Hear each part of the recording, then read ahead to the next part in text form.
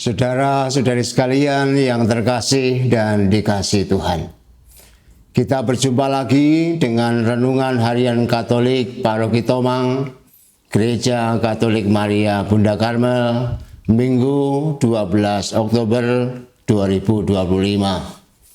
Hari ini kita akan mengambil tema mengucap syukur. Kitab suci hari ini begitu mengejutkan.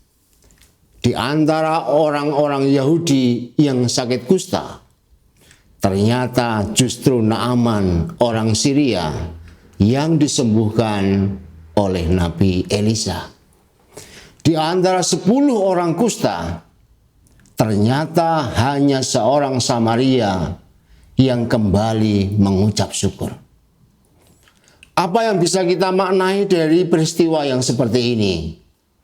Saya ingin mengajak Anda semua untuk merenungkan 3 poin berikut. Yang pertama, mengucap syukur itu sulit. Manusia biasa meminta, tetapi tidak biasa bersyukur. Manusia pintar memohon ampun, tetapi tidak tahu berterima kasih. Manusia suka mendapat berkat, tetapi tak tahu memuji Allah. Bersyukur sungguh-sungguh sulit untuk dilakukan. Barangkali Anda protes, kan setiap pagi aku berdoa, terima kasih Tuhan atas segala anugerah hari baru yang Kau berikan kepadaku saat ini. Itu memang mudah mengatakan hal yang demikian, karena itu hanya sebatas kata. Namun menjadi sulit apabila kita bersyukur dengan seluruh diri kita. Seperti seorang kusta yang kembali kepada Tuhan, sujud menyembah di kakinya. Ia tidak hanya mengakui kebaikan Tuhan, tetapi menyadari kelemahan dirinya, sekaligus menyerahkan diri secara total kepada kebijaksanaan Allah. Disinilah letak kesulitannya. Mengapa kemudian bersyukur seperti ini, yang secara total seperti ini menjadi sedemikian sulit? Salah satu penyebabnya adalah kita gampang lupa diri. Kita lupa kalau sedetik saja tanpa Tuhan, kita sebenarnya mati. Kita lupa hati kita lantas digerogoti untuk menjadi sombong. Kita merasa bisa apapun dengan kekuatan diri kita sendiri. Kita merasa paling benar dan paling pantas. Kita masuk ke poin yang kedua, kesalehan yang semu. Kitab suci hari ini menunjukkan problematik klasik tentang teologi pahala dan hukuman. Artinya, kita suka mengkaitkan tindakan beriman dengan berkat atau kutuk. Kita berlaku baik karena ingin pahala. Kita takut melakukan perbuatan yang jahat karena takut hukuman. Kita hanya memburu hadiah. Akibatnya, kita mudah terjebak oleh perasaan-perasaan tentang harga diri yang semu. Kita merasa eksistensi Tuhan hanya sekedar memenuhi harapan kita dengan bukti pahala yang kita terima. Realitas ini tampak pada diri orang-orang Yahudi. Mereka merasa diri sudah saleh, level rohaninya sudah tinggi, dan puas hati karena sudah melakukan tindakan yang baik.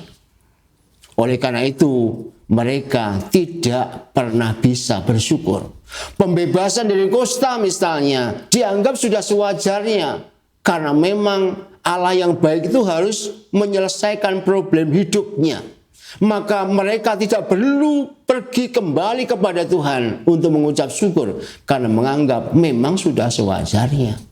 Sebaliknya, orang Samaria yang dianggap kafir itu, orang Syria yang dipandang orang asing itu, justru melihat karya agung belas kasih Allah Yahweh bagi dirinya. Mereka merasa tidak pantas menerima anugerah yang sebesar itu, sehingga mereka sangat tersentuh oleh peristiwa mukjizat yang mereka alami.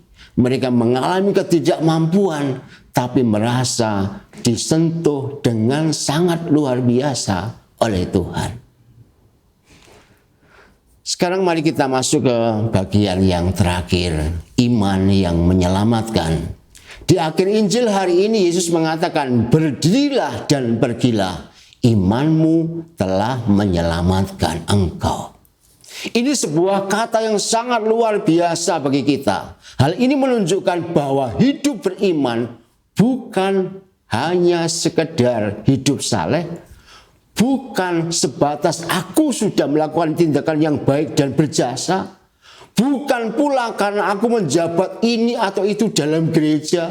Bukan semuanya itu.